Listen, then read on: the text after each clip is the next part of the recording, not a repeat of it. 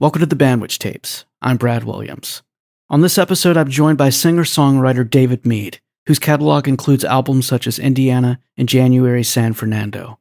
I first discovered David through Indiana, and his voice, particularly his remarkable upper register, immediately caught my attention.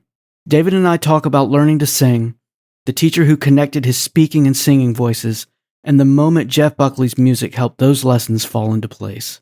We also explore the making of January San Fernando and the creative trust required to work with musicians such as Larry Goldings and Val McCallum. Our conversation moves beyond the studio into fatherhood, family, ambition, and the freedom that can come when music no longer has to carry the entire weight of your identity. We close with the story behind David's version of Michael Jackson's Human Nature, including the childhood memory that made the song so important to him. Here's my conversation with David Mead.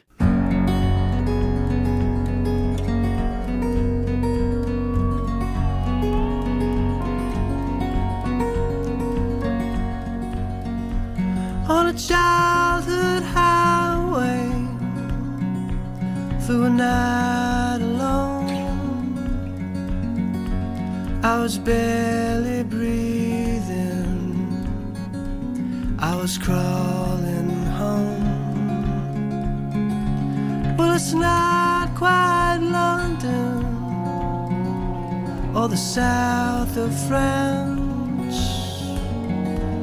or an Asian island or second chance.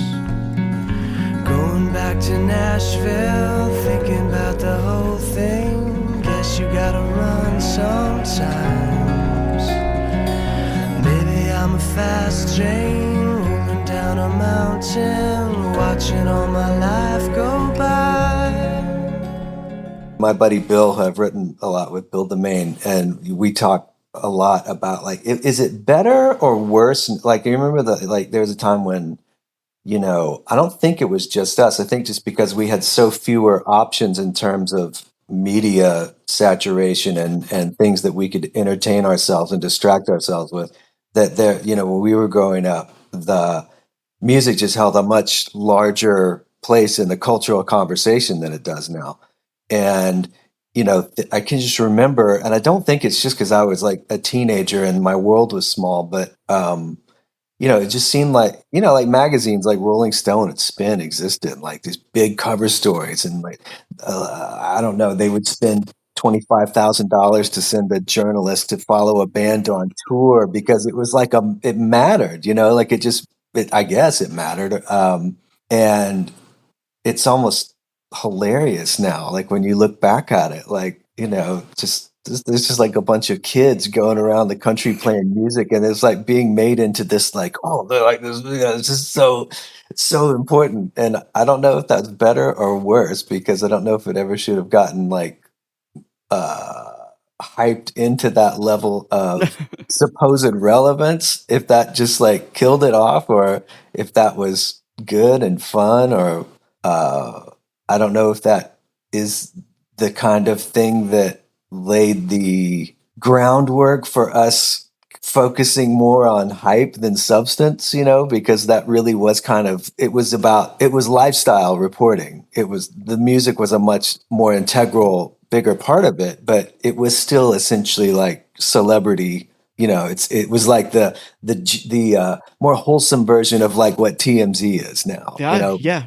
I agree. So I don't know if like, and I don't even know where I'm going or where I started with this anymore, but I don't know if it's better or worse. But going back to people afraid to take risks. I mean, I would have thought they would have been more afraid to take risks back then, when there was so much more money riding on it. You know what I mean? It's like the 99.5 percentile of people who actually do this have nothing riding on it anymore, because there's no money to be had, really. So it's Right. like, yeah, I don't know. It's a good question. Yeah. And I talk with a lot of people on here about this. I'd love to get your take on it. Are you glad that you learned to play and sing and write and all of that in the time period that you did? Or would you have, if you had the choice to do it now, where content is just so accessible within a few taps. You could listen to every recording under the sun. What are your thoughts on that about when it took a lot more effort to seek out what you wanted to listen to than now? So are you saying would I have preferred to learn when I did, or would I prefer to do it now? Yeah, Is that the exactly. question? That is the Yeah, I question. mean, Yeah. no question. I mean, no doubt. I preferred doing it when I did. I can't. I mean, we get this opportunity to look at so much of the world through our kids' eyes, which is Mhm. really interesting and invigorating and inspiring and terrifying all simultaneously, right? But it's like I have to kind of try to adapt my old man, 52-year-old brain to understanding that, like, the intelligence of my children is just fundamentally different than mine, in the sense that it is so much more informed by technology, and there is no stopping that. It's just the way it is.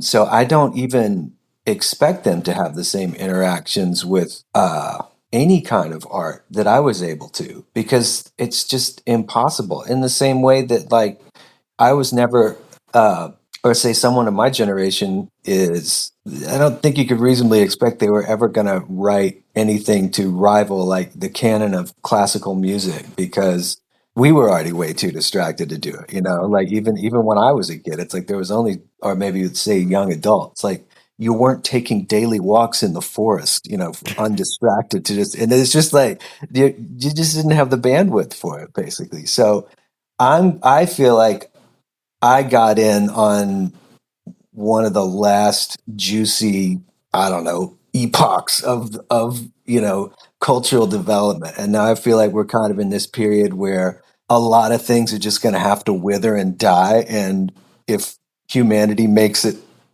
through to the next thing, which it may or may not, then this kind of new curiosity will have to come about, and who knows what it produces. I mean, I have faith that it will produce something. I doubt that's going to happen in my lifetime, but who knows? Everything happens so fast. It could like regenerate itself next year, for all I know. But That's true. yeah. So Yeah, sorry, that's a yes to being a kid who first picked up a guitar in the, what was it, 80s, and got to do it then, for sure. Yeah. Yeah, I'm there with you. I mean, I will be turning 50 later this year, and we were explaining to our daughter the other day just how I think in our lifetime how much different technology we've witnessed in every kind of format, in terms of like we were trying to explain to her the other day what a VCR was, and she was like, what in the world are you talking about? And it's like, yeah, it was this. I remember my parents buying one, and it was like $500, and the remote had a cable that attached to it. I mean, it's like, it seems like we lived on another planet, explaining that to this this next generation. You're right. Yeah, it's bizarre. So I have to tell you, I was living in Atlanta. I can't remember what year it would have been, but it was those wonderful days when you could walk up and scan a barcode on the back of a CD and listen to an album and like play through samples of it. Yeah. And I that's when I first heard Indiana. That's when I heard you for the first Okay. time. And that was it for me, man. I was like, this guy. I'm a singer, I would say, first and foremost. Play a lot of different instruments and do all that. But I have to tell you, I was quite envious and a little bit pissed off at how good of a singer I think you are. And especially your upper register. It's quite incredible, man. Thank you. My falsetto has angered many men. Myself included. No, I was just kidding. I like that. I really like that you said that, though. I was pissed off at your falsetto. Absolutely enraged by it. It brought me nothing but pain. Yeah. No, that's really nice of you to say. I'm just kidding.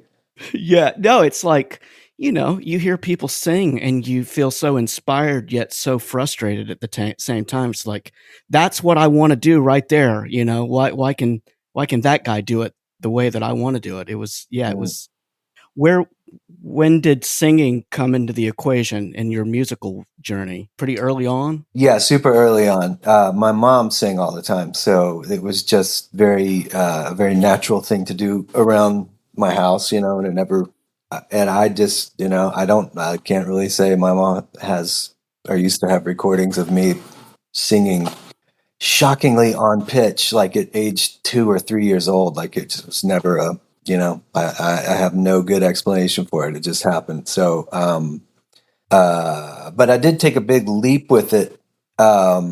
Probably, let's see, I was singing incorrectly. I was very like untrained and singing. I mean, not incorrectly. I guess it sounded good. It sounded okay.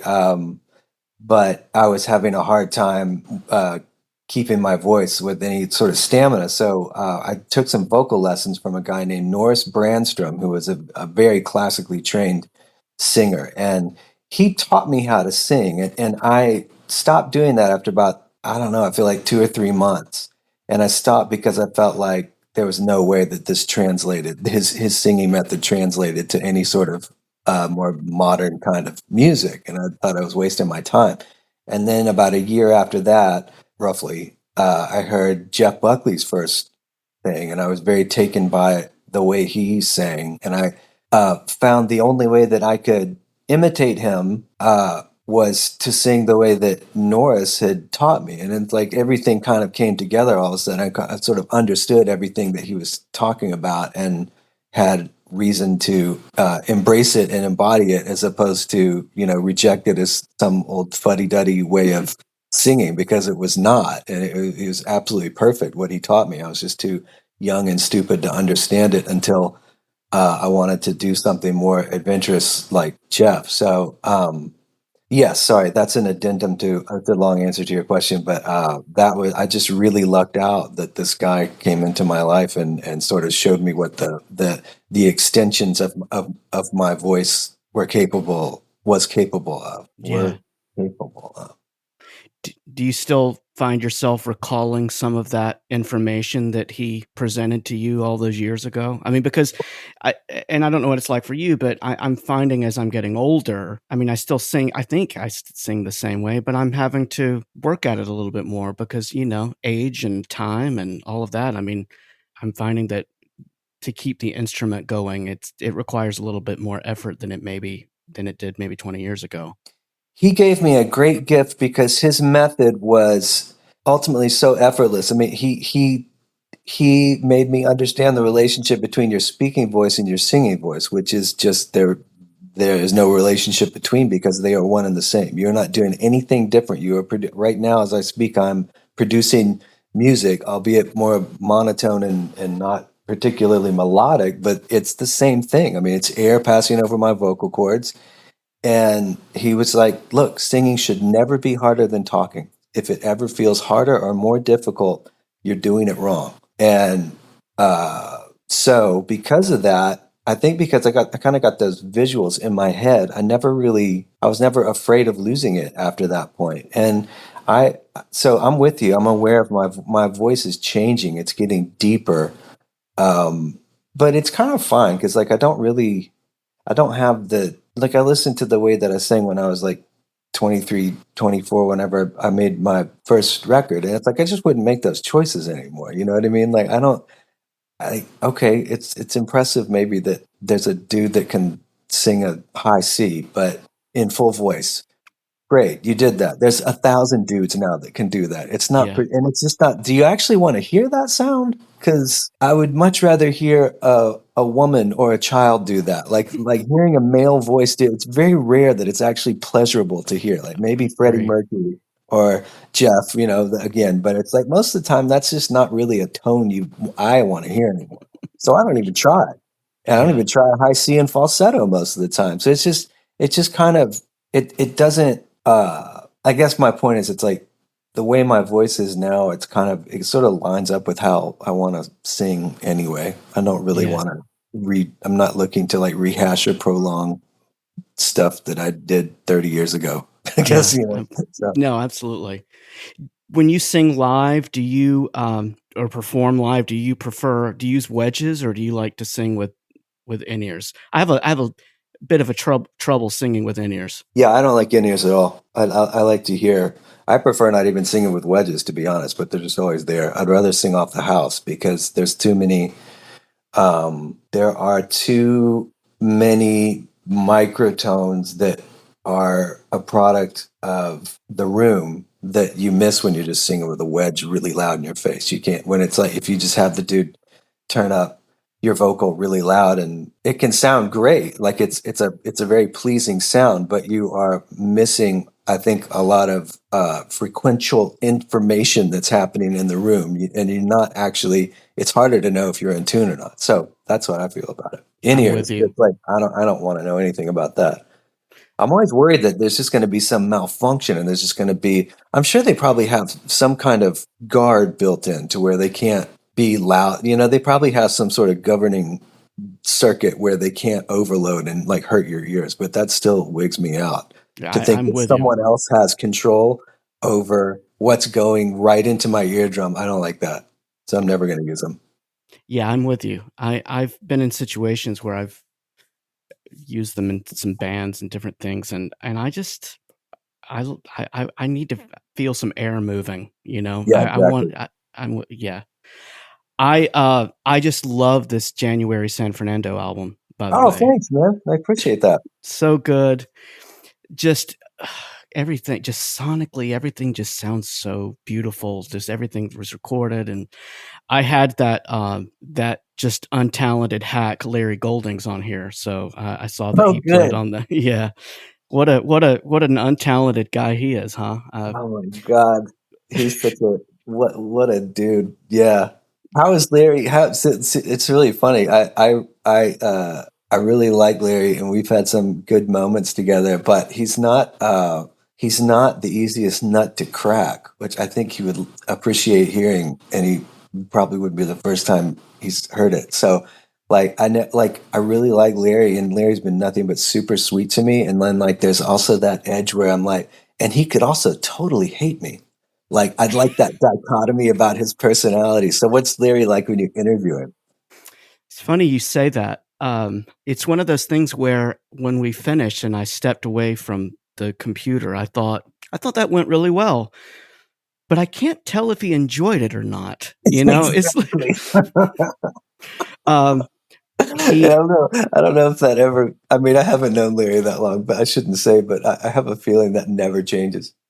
Yeah, and I'm sure you've been around musicians like this that they just and again, like you said, I think he would probably be happy to know that this was said about him. He has that jaded musician thing down really well, you know, and I've been around 100 musicians like that it's like, yeah, okay, you know, just that really snarky sense of humor. And I don't know if you've watched any of his YouTube videos that he's done of him just being silly. I mean, just the freaking driest sense of humor. I just love it. Yeah. I mean, cognitively, he's just kind of functioning on a different level than most of us are. And I think it's kind of him to accommodate us. And then musically and spiritually, there's also, dudes like that,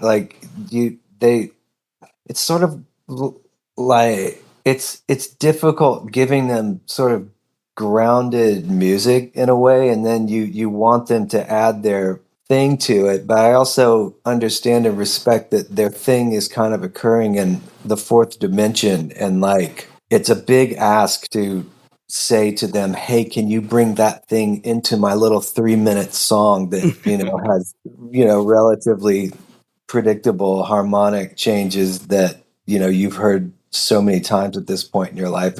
I don't know. I mean, I like the fact that I'm still learning to talk music to a guy like that, as old as I am and as much of it as I've done. I mean, I just felt that was a real gift that he ended up doing that record. We've done another record since then, by the way, that's the exact same group of dudes as January, and we're just kind of waiting on it to get mixed, but he's all over that too. He did some wacky stuff on that. It was great.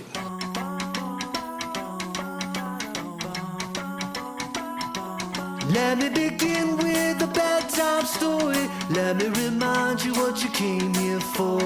You can forget all the bygone glories. I can't live up to them anymore. I thought I would try something new. I couldn't refuse this chance to redeem myself. I know that it's been a long time since these little rhymes were ringing your wedding bell. But now I relax with a full-grown woman. Finally screwed down my head on straight. I got a heart like a propane oven. I got a mind like a sewer grate. I thought I would hold back for once, keep pulling the punches, wait till the moment's right. But heaven and almighty God, she's working her body parts like a blushing bride.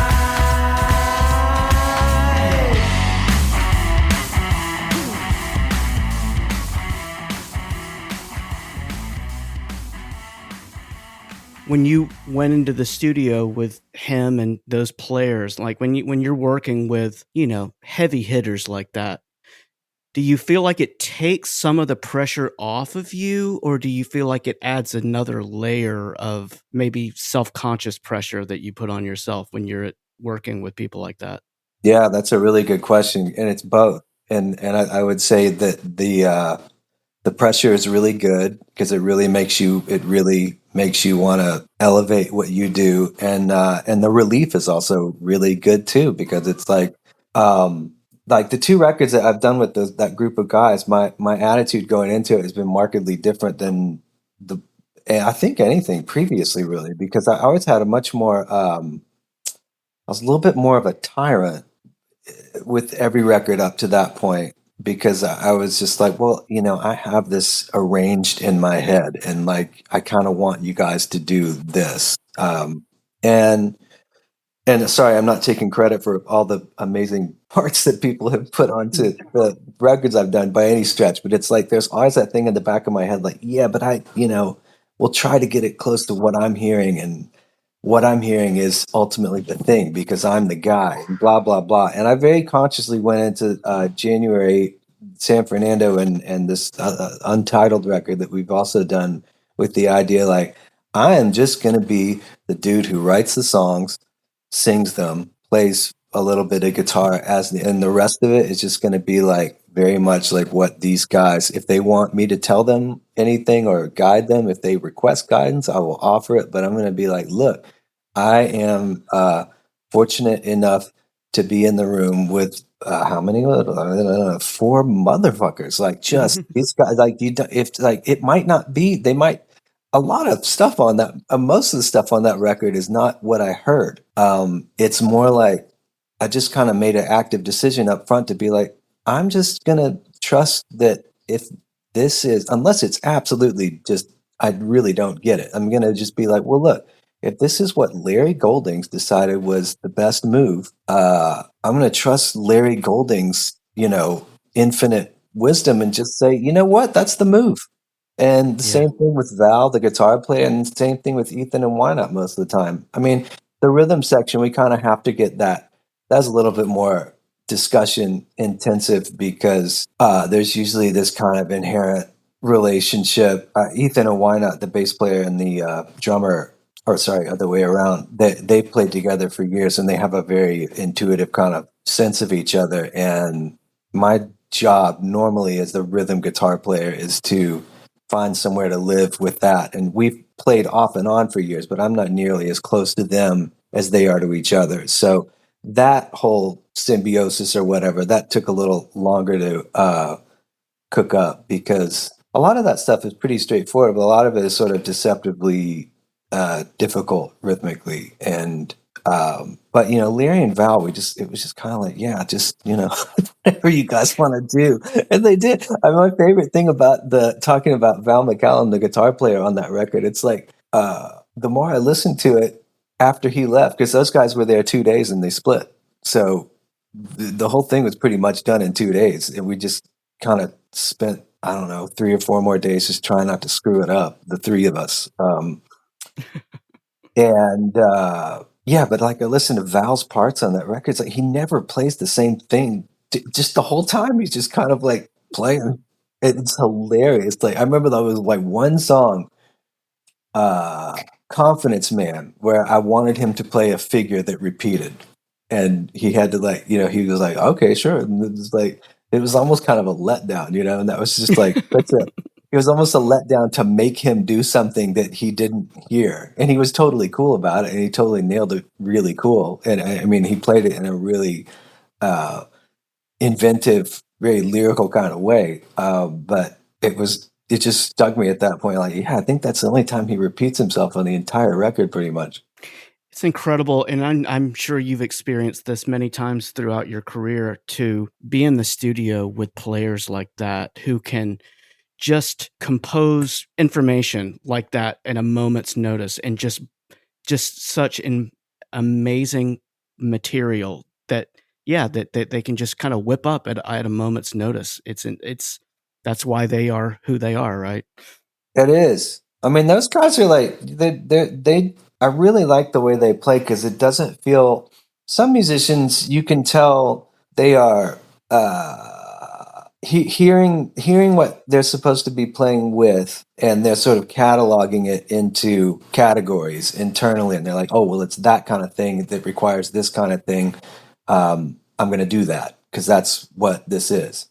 And Larry and Val are very sorry. Ethan and Weiner are like this too, but since we're talking about Larry and Val, it's like they're. It just feels like they're kind of. I use this word very delicately because I don't want to get Oprah on you, but it's like they're just kind of channeling something.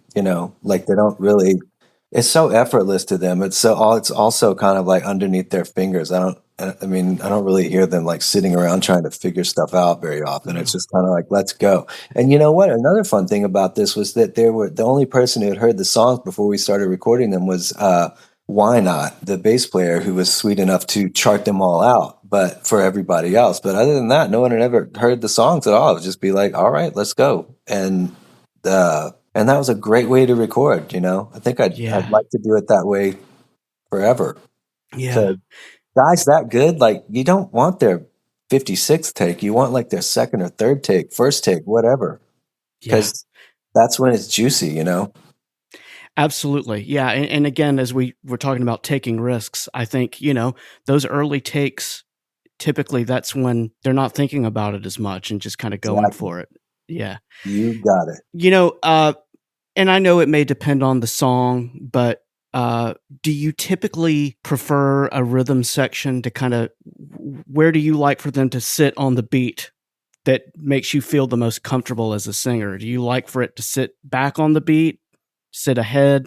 And again, it depends on the song, but what's your comfortable place as a singer working with a bass player and a drummer? I guess either kind of on it or behind it. I feel, and maybe that's that, but you're asking it as a singer. I tend to sing behind, I think. I'm usually trying to. But I feel like my vocals are usually kind of behind. And I say behind too, because I think as a guitar player, I tend to be a little on top. So maybe somewhere in that mess, it all balances out.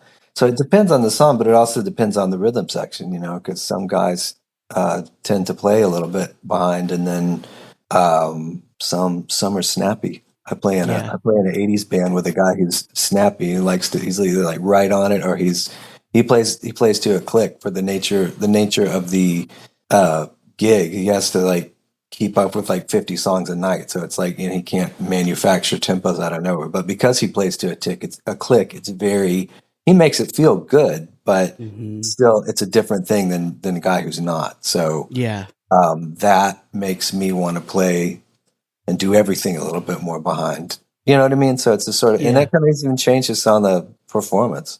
I'm not telling you anything you don't know, but it's like, it's like everybody, it's a nice thing about playing music with human beings. Like, it's just going to be different on any particular night for 100. Maybe the drummer had a huge fight with his wife before the gig, and he's all like aggro, and you need to pull him back.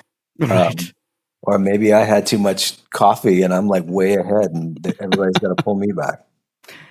I'm just thinking about my favorite drummers that I've played with over my life as a musician, and it's always the ones that know where to count off a song that is going to be most comfortable for me as a singer. They're very sensitive to that and know where that tempo is going to translate the lyric the best. And I love working with a drummer that can look at it through that lens. That's great. You're a lucky guy. Most of them don't do that. Most of them it's do a not short care about list, that right? They're not all like that, I'm sure. I don't know any of them like that.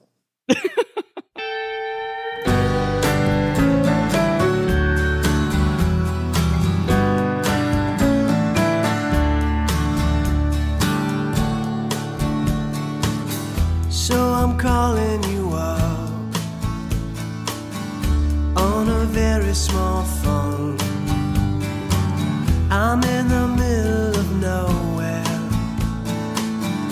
population of one.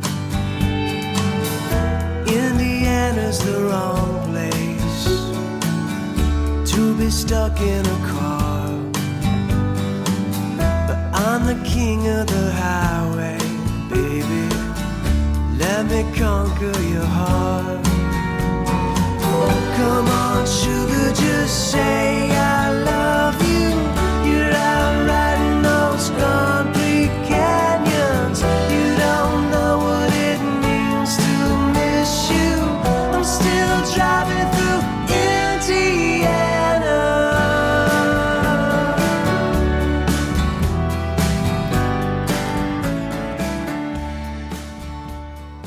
Before we started talking, I pressed record and we just started carrying on the conversation.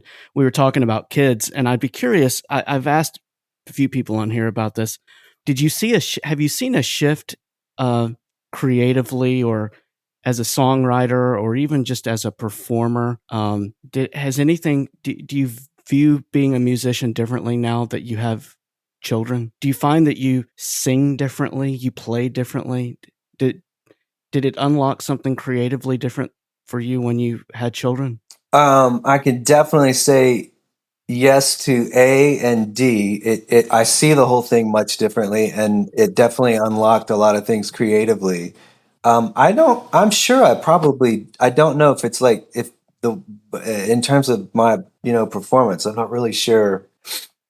I've had kids for almost 14 years, or 13 years. So I'm not sure. I don't know if it's just age or, but I certainly am a lot different musician than I think I was. Sorry, speaking of kids, I'm sort of keeping an eye on my 9-year-old and his buddy out the back, and no one seems to be dying yet. So, okay. But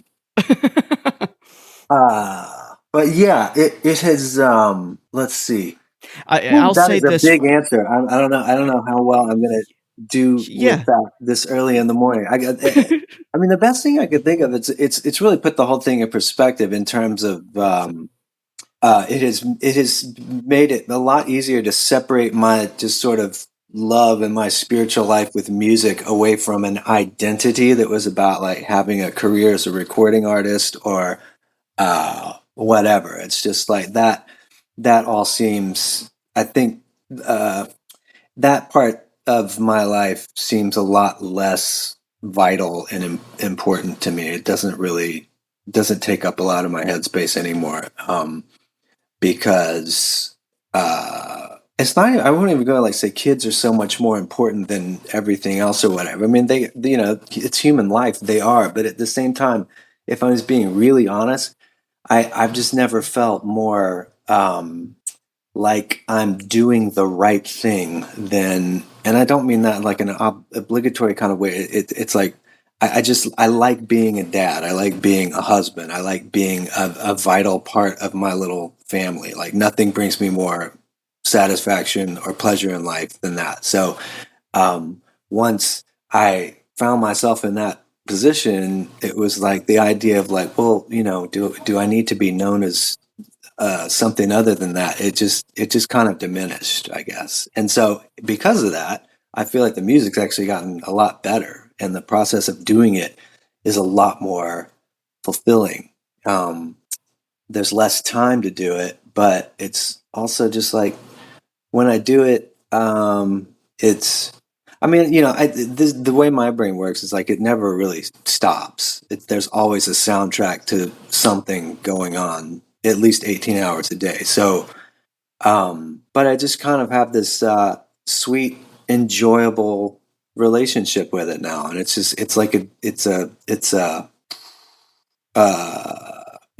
just always there. It's literally just part of the way that I think and the way that I look at the world, and I'm grateful. I'm unbelievable. I don't know how my life worked out so well without me having to continue to live the life of a full-on, full-time recording artist, touring musician. I mean, I think that would have just destroyed me after a certain point. I mean, it turns out I'm probably really not cut out for that at all in terms of what actually works for my personality. So, I feel like I got kind of off course there with my answer, but hopefully that's something worth. No, I think that's I love your perspective on that. I think it's a beautiful perspective, and not to diminish anything about music or anything, at least personally, that I've done with it, but I do think that it certainly helped me. Being a dad and being a husband is helped cause me not to take everything else, and certainly myself, as seriously as I probably did before. Definitely. So, yeah, And you don't, absolutely. well, as you know, it's like you find out that you have a lot more in yourself than you ever imagined. You have a lot more capacity for all kinds of stuff, not just emotionally, but so that's a huge thing about it. And then I think, I don't know, we're all constantly living with the reality of our own mortality. And I think before I had kids, there was a part of me that was like, I have to do this. I have to amass this body of work. I have to leave this impression on the universe that I was this person.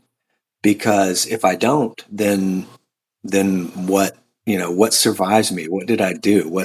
And now it's like, I don't feel any of that. Like I don't have any of that impetus anymore. It's like I have kids who basically, for better or for worse, kind of they are my like immortality. They embody me for better or worse.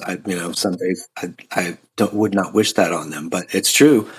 So it definitely takes the heavy off of writing a hit song. It's like okay, whatever. Yeah. Still wouldn't mind having a couple, but it's like yeah. It's yeah, and I mean, I don't want to oversimplify it, but I just love being a dad, David. I just freaking love it. It's just I do too. I just love it. It's I just feel like it unlocks something in you that I just love getting the opportunity to do it.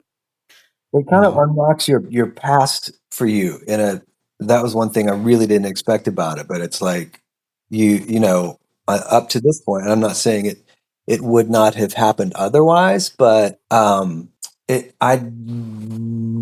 past was, it was, I'm sure all the trauma or whatever was stuck in my amygdala, but other than that, it was just kind of a hazy nothing to me until I had kids, and then suddenly it was like, whoa, okay, and not all of that stuff that comes up is fun to deal with, but a lot of it is sort of like it connects you to your life in a way that I had not experienced before, and it connects me to the future because it's not really, again, it's not really about the countdown anymore. It's about like, all right, well, how what am I doing to set these guys up? Because who knows how long they're going to go on, and it just kind of makes the countdown feel a lot less significant than it used to, because it's like, well, we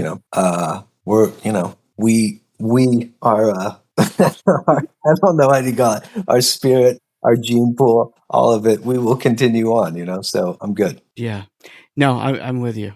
Yeah. The last thing I'll say about it is that the thing I've noticed, especially as my daughter has gotten older, is it's really opened my eyes about how important it is that she sees me as a spouse to my wife and as a partner, and that it's providing information to her about what kind of partner she will seek out in her future. Good for And you. I think that's so important. And That's I great. think, yeah. So I can tell you that being a dad has certainly made me a better husband in that respect. Yeah, that's so cool that you keep that in mind for your daughter. That's really amazing because that's exactly right. I mean, you're going to set the standard that she will initially. I mean, obviously we all hope that our kids are going to transcend it, but at the same time, like you keeping that in mind is huge because we all know that our parents come back and resurface in their own particular ways once we They get into sure these do. situations. Like, yep, we thought we were done. We're not done. We're not done. Yeah. So sorry, I got us on this tangent about being parents and all of that. Oh man, You I know, don't. I'm all for it. I don't get to talk to enough men about being parents. Actually, I mean, I've got dad buddies. I'm sure you do too, and we do talk about it. But I could definitely use more of it. So that's fine. yeah, I think it's important that we have these conversations with each other. You I know, agree. that adults and parents and men and women. I mean, I just think it's important. So before we go, you had alluded to this earlier about this album that you recorded that's being mixed. Yeah. Any timeline on that, or when that's going to release? I mean, I would think. I mean, it's this far into this year. I don't know. We really haven't talked about it. There's a very a massive spirit of generosity has gone into these last two records. They have been like between me, a guy named Dave Spring, who owns the studio we've recorded them at, and he engineers it, is what engineers and produces the records, and then Why Not and Ethan. We've been doing them as a 4-person consortium, which means we split the cost and the labor and everything. So it's incredibly cool of those guys to invest that much of themselves in it. And along with that, it's like things come up that they have to prioritize things that they're actually making money on. Yeah. So it's like, and we all live in different cities too. So it's like, it's just inevitable that it takes a little bit longer than we would like it to. But I think I don't think it'd be a stretch to say like the beginning of next year, maybe. Oh, that's awesome. Yeah. Yeah. I'm really excited because it's a good one. I think it's better than the last one. But I sort of lose perspective these days pretty quick. But I can't believe we've gotten to do these two records. I mean, I can believe it because it's like everybody has a good reason to do it, and we really enjoy the process of banging something out that we all believe in. It feels like the good old days, It's like we're all in an actual studio, sitting together, making music. It's great, but I also kind of thought those days were probably gone, at least for records that were full of my songs, and those guys have totally made it happen. So yeah, that's awesome. No, I'm excited. I'm excited about it.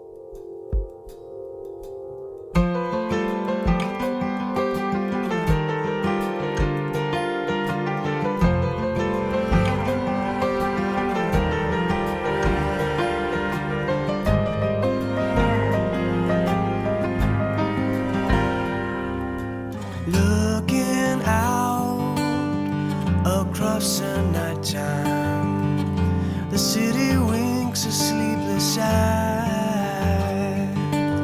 Hear her voice, it shakes my window with sweet seducing sighs. Get me out into the nighttime, 4 walls won't hold me tonight. If this town is just an echo, well, let me take a bite. If they say why, tell them that it's human nature. Why does he do it that way? If they say why,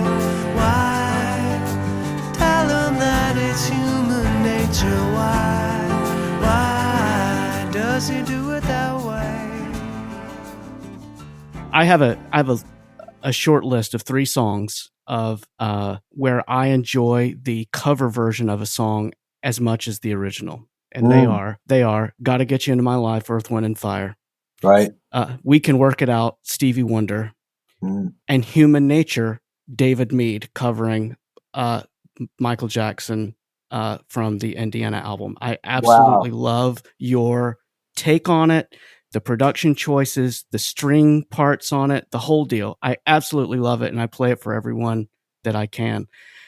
I'd love to ask you, I mean, other than that, than it being such an incredible song, what gave you the idea to cover that and then approach it the way that you did? Well, I had a really deep connection to that song because I would have been like in second, third grade when Thriller was rampaging across the world. I think that's right. And my memory of that song, though, is my parents were evangelical Christians, and they would not let me listen to any what they called secular music. So the way that I would do it is when they would go out, which seemed like, I mean, I definitely remember they used to go to church on Wednesday night, and for some reason they didn't make me go. So I was terrified of them finding out that I was listening to the radio. So I would put a rocking chair by the stereo in our living room and tune it to the rock station in Birmingham. I think it was in the 90s. And just sit there and just listen to the radio, pop radio, for however long they were gone. And as soon as I saw their headlights start coming down the hill, I would be like, turn it right back to the Christian station, move the chair back. So anyway, but one of my memories is Human Nature was a single during that. And I can just remember sitting there in the dark, just kind of looking out the front window, listening to that song. And it was the first, I mean, my memory of it is just as a kid, it was like, oh my God, like there's just like this whole universe out there. And it just like, it was like sensual and emotional in a way that I didn't quite, it was just really magical. Like I didn't know what it was, you know, and I still kind of had that feeling about it in 2003, 4, whatever that was when we did that record. But I probably did it. I used to, a very Jeff Buckley thing. I liked doing acoustic covers of songs that you weren't expecting to be acoustic covers, which is very commonplace now, but at the time it was, you know, somewhat unusual. So I would go out of my way to find songs like that, which, you know, if you just like saw a dude with an acoustic guitar doing that in a little club in the early 2000s, that would usually catch people's ears. I also did, I believe, in A Thing Called Love by The Darkness later as a solo acoustic thing, which was also worked pretty good, for example. But anyway, so I was probably doing that. And then we were doing Indiana, and Indiana, you know, was kind of a sideways move. It's sort of like an in-between thing where I had gotten dropped by one record label and was in the process of getting signed to another one. And I just wanted to do a little acoustic EP to have something to sell when I was touring, but because I didn't know how long it was going to take to get a new record deal or whatever. And that record, that ended up being the thing that the new label network wanted to put out instead of the sort of big pop record that I'd done that RCA had paid for. So it was the whole thing in some ways was kind of an accident.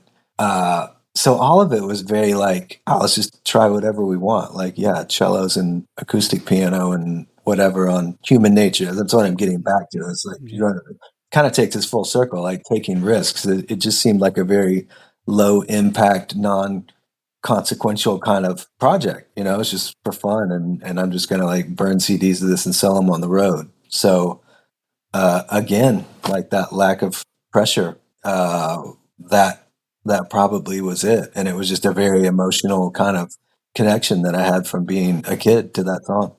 Yeah, I just love the way you treated it, the way you honored it while still putting your fingerprint on it, which I really appreciate. Still Thank do. you. It's really wonderful.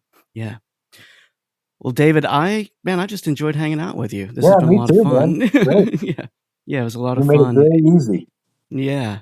And good on you for, I don't know what your ambitions are with your with the Bandwich Tapes, but I'm like, I got your email and I checked through it and I was like, this guy is being very solid and very consistent, and this is quality product. And I know that's a difficult thing to find the time for and to stay motivated to do at our point in life. So congratulations, and I hope you keep it up. Thank you. I appreciate that. Yeah, it takes a lot of time, a lot Yeah, of effort, and I love it. And great. most of which is because I get to sit and have conversations like this with people like you. So thank you. Thanks for agreeing to do this. Yeah, no problem. It's been an honor. So I really appreciate it. Well, all right, All right. Brad. Till the next episode, as the Yes. kids used to say. That's right. Well, have Okay, a wonderful man. day. Thanks, Take David. care. You too. Bye. If you enjoyed this conversation, please follow or subscribe to the Bandwich Tapes wherever you listen, and consider leaving a rating or review. Thanks for listening, and I'll see you next time.